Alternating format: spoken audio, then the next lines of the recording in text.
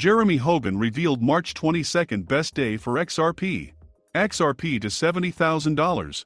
The U.S.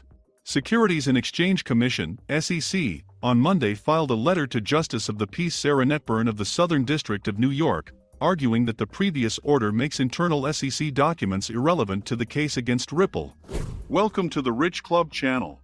If you liked this video, don't forget to like it and subscribe to the channel. Do you think the analysts are right about XRP? Write the answers in the comments. Giving away 500 XRP at the end of the week. One random subscriber will receive XRP coins. Take a look at the instructions in the comments section. All you need to do is write the word XRP, watch the video to the end, to like and subscribe. All assets are evaluated by the SEC based on 4 criteria to determine whether they qualify as securities. These criteria are as follows.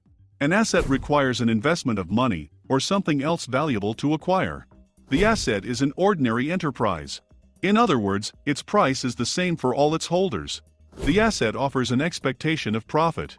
The expectation of profit comes from the management efforts of a third party. While the first 3 criteria apply to cryptocurrencies, the 4th complicates the situation. For example, ICO sales satisfy the 4th criterion because the project team promotes its roadmap and raises funds through ICO to start development. However, as a result, ICOs are considered securities and, therefore, illegal, since they are not registered with the SEC. On the other hand, Bitcoin and Ethereum do not meet the 4th criterion, since they are considered sufficiently decentralized. In other words, they are not considered securities, since it is impossible to single out the party responsible for the estimated profit. In the case of Ripple, the SEC claims that the expectation of profit is due to the efforts of ITS executives. This argument corresponds to the 4th criterion that makes XRP a security. This also means that all XRP sales between 2013 and 2020 were conducted illegally. Since Ripple and its 2 executives were selling XRP, they became the subjects of a lawsuit. The SEC wants to get almost $2 billion from XRP sales. They also want to ban Ripple and its executives from selling XRP and participating in any token sales in the future. In addition to getting rid of the lawsuit and preserving their capital, Ripple executives are seeking to classify XRP as a currency or commodity so that it can be easily traded in the US. One of Ripple's arguments is related to the Ripple ecosystem, which includes almost 100 participants. Ripple argued that XRP was sufficiently decentralized, like Bitcoin and Ethereum, because its expected profits were influenced by the entire ecosystem, not just the marketing efforts of its 2 executives.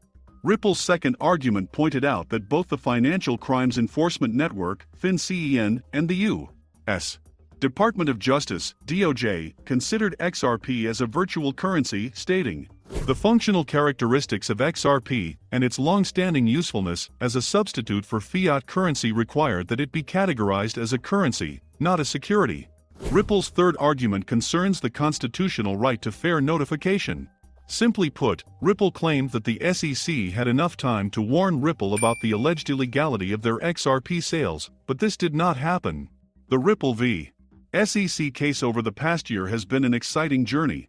While both sides are presenting different petitions, the crux of the case has centered around the protection of fair notice.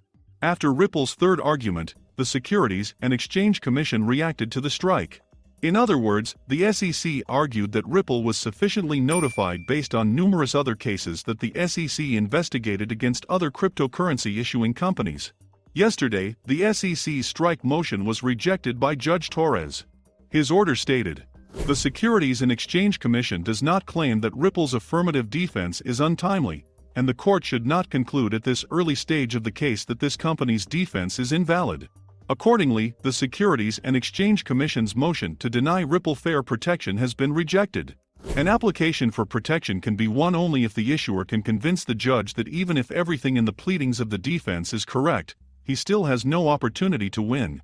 Judge Torres' rejection of the SEC's proposal to go on strike proves that Ripple is unlikely to lose this case. Both Ripple executives have expressed their confidence that all SEC claims will soon be dismissed. In a lawsuit filed by the SEC against Ripple, the cryptocurrency company is accused of trading the XRP token as an unlicensed security asset. Ripple categorically rejects the claims and tries to prove in court that the XRP token is not an asset in the form of securities and, thus, is outside the jurisdiction of the SEC. One of the arguments presented by Ripple in court was that there was no fair notification that the financial regulator would consider XRP as a security. This proves that the company was not provided with proper legal procedures, and the team wanted to use the defense in court to win the case. However, in April, the SEC filed a motion to dismiss Ripple's defense of fair notice. On Friday, one of the decisions made by Judge Torres rejected the SEC's motion, thereby confirming the viability of Ripple's defense in court to fight the case. Ripple CEO Brad Garlinghouse openly rejoiced at the decision, calling it a huge victory for Ripple on Twitter. However, the case has not yet moved from the stage of pleadings and, perhaps, can go in any direction. In addition, Garlinghouse did not take into account that the judge also rejected the petition filed by the leaders of Ripple. Both Garlinghouse and Executive Chairman Chris Larson filed a motion in April to dismiss the case against them for aiding and abetting the alleged sale of unregistered securities. According to the duo, this petition will close the case. However, the judge rejected the motion and ruled that the SEC is not required to prove that individual defendants knowingly violated securities laws. After this decision, Team Ripple moved on to compiling a report rejecting XRP's market performance. Another significant victory for Ripple came when the court ruled in their favor regarding SEC emails related to a speech by former SEC official William Hinman about Ethereum. Ripple's lawyers and team were able to convince the court that the emails are not confidential information because they reflect Hinman's personal point of view, despite the fact that the Securities and Exchange Commission tried to convince the court otherwise.